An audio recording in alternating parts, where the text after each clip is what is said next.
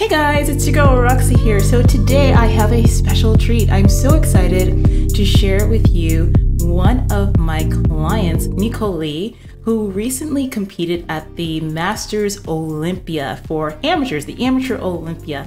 And she had an amazing showing. And what's really special about her story is the fact that she came to me with only 5 weeks out from that show, having left another coach and looking to work with someone who can help her to bring her best look to the stage and to really just nail her presentation. And we have been able to do that and more. So I wanted to get her on here today to be able to come and speak to you about her experiences and to just inspire you to see what's possible when you put your mind to do something and that you really want to achieve it. And here's the other thing that's really amazing about her too. Not only is she a Masters competitor, but she's also a vegan. So we're gonna go ahead and talk about her lifestyle and how all of this works with her goals and getting to the figure stage. So without further ado, here is Nicole Lee. Thank you so much for joining us today, Nicole Lee. I really appreciate it. So why don't we start off with you just introducing yourself to our amazing audience and tell us your name, where you're from, and how you got started in the whole bodybuilding game. So my name is Nicole Lee. I am from Albany, New York at the moment, and I sort of stumbled into bodybuilding. It was an accidental but natural evolution in my journey to become fit, which I have started multiple times in my adult life. I recently turned 48, so. But I never really was able to bring it to the place that I always dreamed of. And about 2 years ago, I started again in earnest, trying to really get myself fit and lean and healthy and strong. And I started doing that at high intensity interval circuit classes. And once I kind of maxed out my progress in those classes is when I really got sort of bitten by the bug of bodybuilding, because I was starting to see muscle and it was exciting to me. So okay, awesome sauce. Yeah. I'm sorry, I keep cutting you off, but yeah, that's interesting. Okay. That's interesting. So, all right. So tell us, what your expectations are, were when you first started competing, because I know, you have some experience competing, in the past. And so you chose a crazy show to step into, and you came out looking really great. So tell us more about your actual contest history and how you came to doing the last show. Tell us what that last show was and all that good stuff. So the last show, which was my first show, was I very intentionally chose a local show. It was here in my hometown. I very intentionally chose a natural show, and that was June 23rd, so about 3 months ago. Mm-hmm. I started really prepping for that in January. I felt like I needed a really long time, although I probably thought that just because I didn't have enough confidence in myself. Mm-hmm. Probably didn't really need 21 weeks, but I took 21 weeks, and it was with the OCB Federation, mm-hmm. and one of the fun things that you get to do in OCB is you get to do an individual routine, and I had a ton of fun putting together the routine, practicing the routine, and putting it out there on stage. And I actually got the award for best figure presentation for that routine. So that was super exciting for me. Cool. Yeah. So, all right. So there you are. You're prepping for your first show ever, right? And, this is really the first time that you've done this. And you, obviously you come from a background of working out and doing that stuff before. What was the biggest shift for you, the biggest difference as a first-time competitor at that time, that between what you were used to doing when you were just staying fit and healthy and what you were doing when you had to prep for your show? I would say the biggest difference was coming to that place of monotony in my meal prepping, because I love to cook. I love to cook complex meals, and I was running out of time to do all of the things I needed to do to prep for the show and still cook the way I cooked. So when the time came for me to really simplify my meal plan and eat really basic, boring stuff that I don't really like to eat very much, it was kind of a relief, because I needed that extra time that I saved when I wasn't doing so much meal prep. So that was like the biggest shift, was getting away from the idea that I needed to cook these gourmet meals all the time.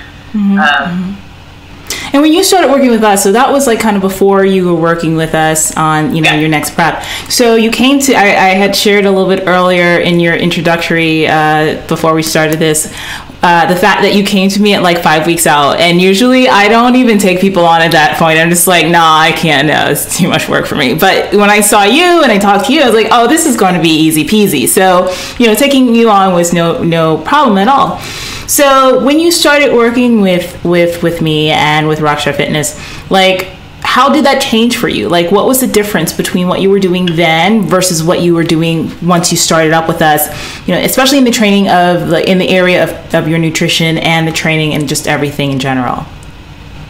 So I would say one of the things that I was most happy that we started out with was the Skype session of posing, because I had been working one-on-one with a local posing coach, and I worked with her every week. We spent an hour together in person doing posing, and in 1 hour of posing with you on Skype, I was able to make some huge improvements in my posing. So that was first and foremost the thing that really got me excited, was the improvements I saw right off the bat with posing.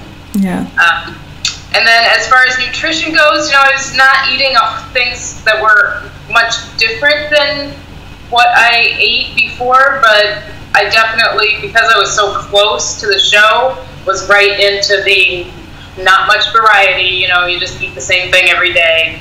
And I was very grateful for the accountability that I had through the Rockstar program, because I was lacking that before and I really needed it. It was a big struggle for me, staying on track with eating what I was supposed to be eating and not eating things that I was not supposed to be eating, and having someone that I knew was gonna be really checking and following up on that was super important for me. And in the gym with your workouts, what was like the biggest difference that you noticed? So in the gym, actually, it was very helpful to take away kind of like the food, to take away the huge variety of things that I was doing to try to accomplish certain goals, and to work really on a very structured, progressive routine. To be able to be coming back to the same exercises, and know that those were the right ones for what my body needed, and then to see over the weeks how I was progressing on those. It brought some clarity to what felt like a very sort of unorganized, possibly, I guess that's the best word, unorganized way of approaching my workouts, just sort of adding something new in that looked really interesting as I came across it. Like, oh, this looks fun. Maybe I'll do this today. But now it turned into something that was more structured, more progressive and stuff like that, and just getting you to your goal. And I got the new workout program this week, and I love it. Yes. Awesome sauce. Yeah. Well, we take a very structured, I'm just a very structured person in general, as you soon found out after working with me. Everything just has its place, and it's, so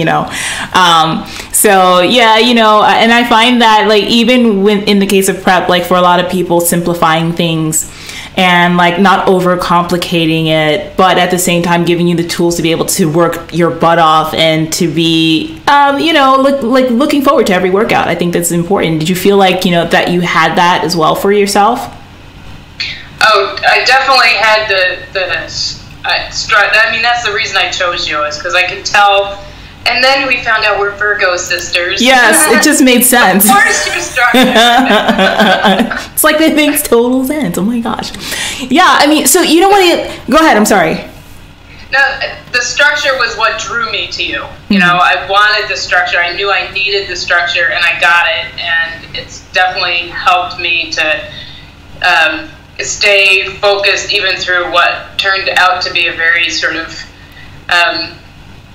stressful in many ways few weeks leading up to the show, just because of my other life things that were going on. Awesome. So, you know, when we have our group calls and all that other stuff, we talk about like major breakthroughs that you've had in the week and stuff like that. If you can just look back over the last 5 weeks, you know, what was the major breakthrough that you felt like you had in the time that, you know, that we had started together? Like, what was the biggest thing that you're like, wow, that aha moment for you? The major breakthrough, I just keep coming back to the posing. Yeah. That major breakthrough for me in our first session. And then yesterday, I got the mirror out, and I put the mirror against the other wall, and I had another breakthrough with the posing for my back. Nice. Yeah. So that has been a huge breakthrough for me, to be able to fine-tune the posing in a way, and I'm excited to where we're going to be able to go with it, because I know that that's one of the areas that I really want to, you know, make big improvements before the next show. And having this mirror tool is going to be really helpful. I can tell already just from the time I spent yesterday. Well, I'm really excited to see what your update pictures look like, so I can see this improvements that you made. And just to follow up with, so that folks who are watching this can catch up, what I had Nicole do was to take a mirror and have one in front of her where she sees herself posing, but also to have one in the back too, so she can actually see the back pose, because a lot of people, you can't see your back pose and you can't look behind you, you know what I mean? So that was really great that you were able to put that into use and see how that is. So I'm excited to see those changes that you've made. So okay, so let's talk about this show. Okay, so here you are, and as I had said in the introduction, you did the amateur Olympia. Okay, the amateur Olympia, on the Olympia stage that all the pros, you know, were on and stuff like that. And so, like, what was that experience like for you, being in such a big show, especially your second show out, like, ever, and to have chosen that one? Like, what was that experience like for you? So I knew that it was a crazy choice going in, and I made it to push myself outside of my comfort zone, which is part of what this whole process of bodybuilding has been about for me, was just trying to stretch and grow and into new parts of myself that I really want to explore. So that was why I chose this show, and I realized when I chose it, and then it kind of sunk in more and more as time went along, that this was like really a crazy show. I knew going in that I was going to be stepping onto stage with, number one, people who've been doing this for much longer than I have, and have stepped on stage many, many, many more times than I have.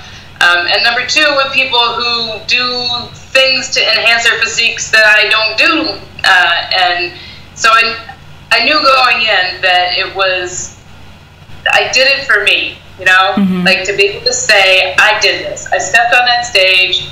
I got up in front of the same judges who are judging the professional athletes at Mr. Olympia, and had them, you know, critique me. So that was a big jump for me, a big move, and I felt good about my choice all the way, you know, even through backstage, and I was feeling calm and ready, and that's kind of my personality too. Good. I totally recognize, you know, when you're at that point, you've done everything that you can do. Right. There's nothing more you can do except, you know, be in the moment, be present, breathe, keep yourself centered and go out and do what you've been practicing to do. Good. Exactly. Do you feel like, having done a show of that caliber and of that level, that like now, like stepping out into like a local show or, even bigger on the local level, do you feel like you have more confidence now to go out and do that? Absolutely. Yeah. Not only do I have confidence to go out and do it, but I also have some clarity that that's what I really want to do. Mm-hmm. Like stepping out on a natural stage, whether it's local or not so close. The next one's in Florida. Mm-hmm. That is the people that I want to be, up there on stage with, the bodies that I want to be looking up to, because I know that in pretty much any show, I'm still brand new at this. Mm-hmm. Pretty much any show I go to, there's going to be people who've been doing this for a lot longer than I have. And so I want to look up to people who really have the same sorts of training goals or training standards or ideals that I have. Mm-hmm. So I'm excited about stepping on the natural stage again after having competed on this stage. And felt like I did a good job, and it was exactly what I expected too. Like there were women up there who were just Amazonian. They were amazing. Their physiques were crazy. Right. Well, I think that you have so much promise and stuff like that as, natural competitor or whatever. You have great structure, one of the challenging things with your body is, having to keep muscle on and having to, make sure that we don't get too far ahead of the game, because you're blessed with a nice high metabolism and you live a vegan lifestyle. So yes, and I think that there's a lot of misinformation out there for vegan competitors. Sometimes I even hear vegans who come to me like, oh my gosh, the last coach I was talking to or working with made me eat eggs and do this all, and they really don't want to do that. But we've been able to successfully get you lean, get you on stage, make you look fabulous, and adhering to your lifestyle. So tell us more about your veganism, like when you started, how long you've been doing it, and how that transition, into our contest prep, how that was for you, and just your overall experience. So I have been vegan for 4 years. Mm-hmm. I decided that I would completely change my diet after having watched the film Forks Over Knives. Mm-hmm. It wasn't the first time I'd seen the film. I'd seen it before. It just didn't hit me the same way. But my children's father passed away of prostate cancer 8 years ago. And I was really very motivated to do everything I could possibly do to be healthy and strong and around for them for as long as possible. Yes. And when I watched that film, that just really sunk in with me that this is the change I needed to make to do. I mean, not everything in life is in our control, but this was in my control, and it was something I could do to be the healthiest version of myself for my kids. Yeah. So that was what initially prompted that switch. Like I said, it was 4 years ago. I never regretted it for a second. I feel like I have, people ask me a lot, what do you eat? I eat so much. Yeah. First of all, there's a huge variety of, vegetables, grains, fruits, nuts. It's not like the kinds of foods are limited. Mm-hmm. And there are so many options out there now for people who have meat substitutes that are really very much like meat, mm-hmm. that they can have them if they want. Yeah. I tend to eat a lot of tofu and seitan and tempeh, although that's not on my meal plan right now.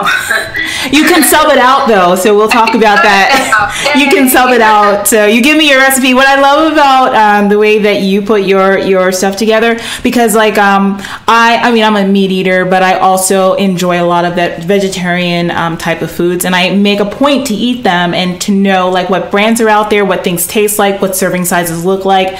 So I go meatless from time to time with certain meals, and I love it. It's so great. But what I love about you you is that like you have your own, like she has a vegetarian chicken and you're like vegetarian beef, like you make your own thing, and I think that's so cool. So like when you give me whatever your temper recipe is, and you know how you did, girl, give me the numbers and I'll put it into the food substitution calculator and you can just sub it out whenever you want.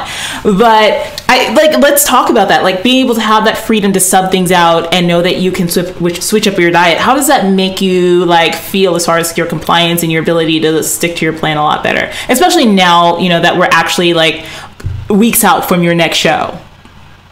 So it feels great to be able to sub things out, especially to be able to sub out every single stalk of asparagus.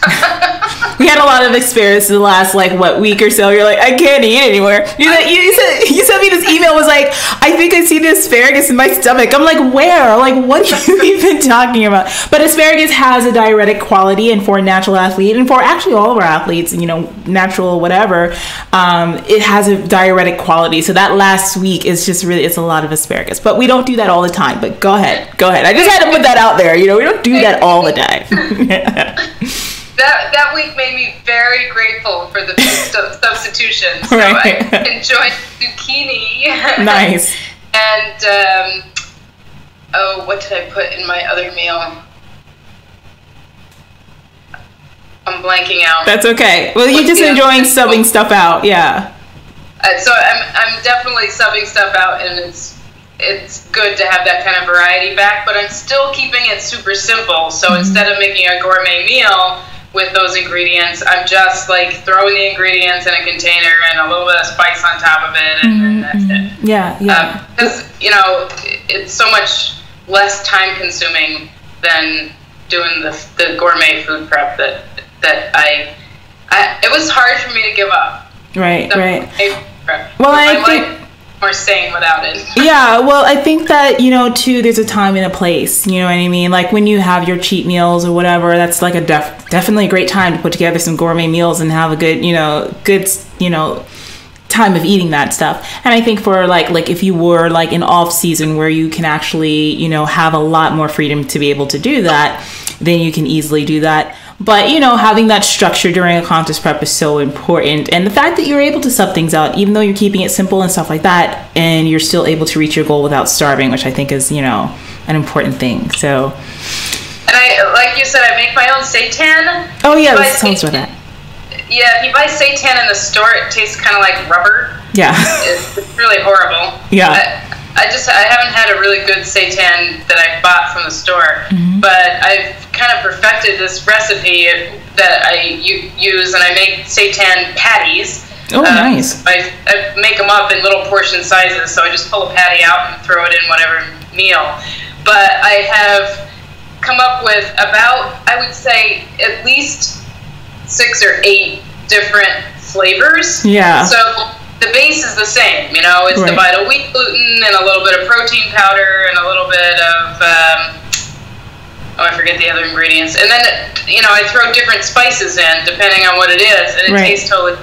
Yeah, you have a salted caramel one that you have like every morning for breakfast, and I'm just like, wow, that sounds really amazing. So you know what you're gonna have to do, if you don't mind sharing your secret recipes, maybe we'll share one of them with our audience, because you can't give away all of your secrets. So, but yeah, I mean, I think that's amazing, and there's just so many options with, you know, vegan diets, vegetarian diets, that like even if you decide that you want to do a contest prep, you want to compete, or even if you're just trying to lose weight or change your body, that you're not limited about what you can choose. It's just about, I think, being educated, you know what I mean, about the whole lifestyle, wouldn't you say?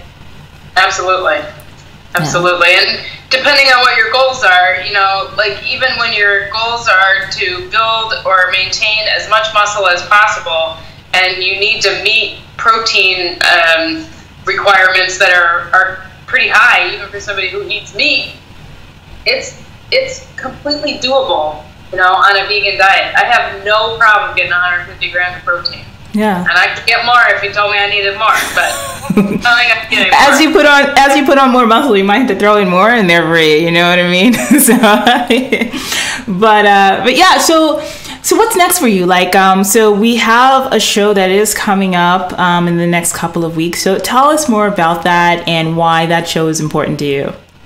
So it's very exciting, actually. on December 1st in Fort Lauderdale with the Naturally Fit Federation, and it is the very first ever World Vegan Bodybuilding Championships. Yes. So all of the competitors are going to be vegan. Although they do have a transformation category for people who have not been vegan for at least a year. So if you had recently turned vegan and you wanted to compete, you would compete in that transformation category. But it's very exciting to me to see the people who come to that competition and want to get up on that stage and just show the world that, you can get fit, strong, lean, and do amazing things with your body on a vegan diet. Absolutely. And as soon as the contest is over, we're all going out the door to the Veg Fest. Right? Yay. Food, it's a Veg Fest. Nice. It's going to be a nice post contest treat that you got going there. So that'll be awesome. So I always like to ask clients who do these interviews this same question. So I'm going to throw this at you. So, first of all, I mean, there's some people who watch our YouTube channel who are maybe on my email list and they've been following this stuff for a while. I always like to share how long was it between the moment that you found me online, that you were just aware that, this person exists, to the point that you actually got on the phone and picked up the phone to talk to me? What was that time span, and what was the thing that was the catalyst for you to say, yeah, Roxy?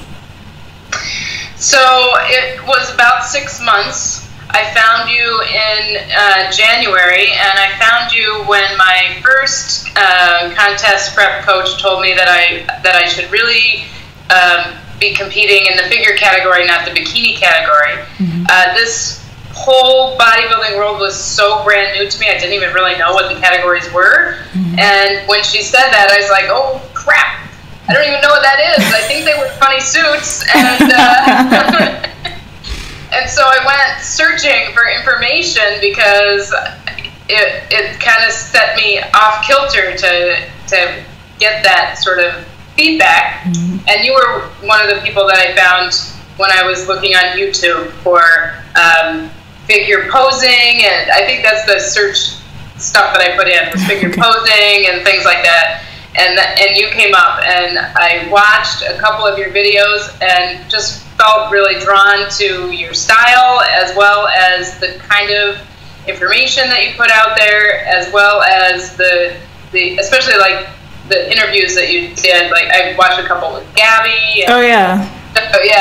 So that was how I initially came across Rockstar Fitness. And I stayed on top of watching all your new stuff as you put it out through that first prep that I was doing. And there were so many things that were so helpful in the information that you would share. So I was always eager whenever I saw my little notification pop up on my notification list. I was like, oh yay, there's another Roxy video. That's awesome. So if you were to talk to someone on the other side of this, camera, or on the other side of the video screen right now, who's watching this, and they're in that same exact spot where you are. Maybe they're at the start of that 6-month period where they're like, should I don't know. Or maybe they're sitting on the edge of their seats yeah, you know what, maybe this will be the right decision for me to talk to Roxy. What would you say to them? What trepidations were in your head at the time, and what would you say? What would you say to say yeah, you know what, do it, this is for you? So share that.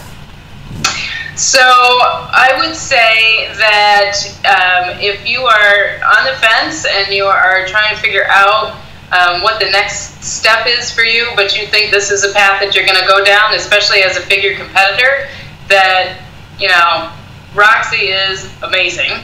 She is the real deal. She has all, I never got to go through yet all of the structured, thank you Virgo, structured programming that you have. I'm excited to do that now that this contest is over, because I know that I'm going to learn so much from it, because you put so much effort and knowledge into the preparation of those kinds of materials.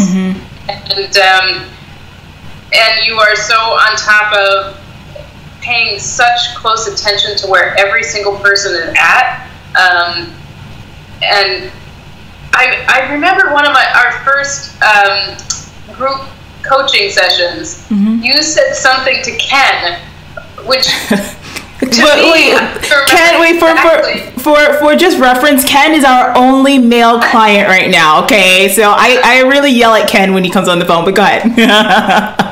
I don't remember exactly what it was, but you said something to him just off the cuff in conversation, which made me realize that, like, you knew him. You knew exactly what was going on with him. It wasn't like there's a personal relationship there as far as you knowing your clients. And you know your clients because you take a lot of time to do the right stuff, to connect with people and to keep people on track and to give people the tools that they need to be able to be successful. So if you want tools to be successful, Roxy's your girl. Roxy's your girl. Well, I appreciate that so much. And, you know, I always say, like, your success is my success. And I take that seriously. You know what I mean? So to have you on board and to have you as a part of our Rockstar Fitness family, I'm more than honored. And I'm super excited to get you out there in December and beyond. So I want to thank you so much, Nicolee, for coming on and just talking to our community and our audience. And we're going to follow up. We're going to follow up with her. Okay, and see where she is in a couple of weeks, and then, you know, after the show and stuff like that. So this is not the last time you're going to be on the Rockstar Fitness channel, okay? And I will send you a recipe. Yes. I will send you the recipe so you can put it in the notes. Yes. For the chocolate salted caramel seitan. Yes, that tastes kind of like a brownie. Okay, there you go. And she has this for breakfast like every morning. So there you go. It's Rockstar approved too. So Nicolee, thank you so much for joining us today, and we'll catch you on the next video. Awesome. Thanks, Roxy.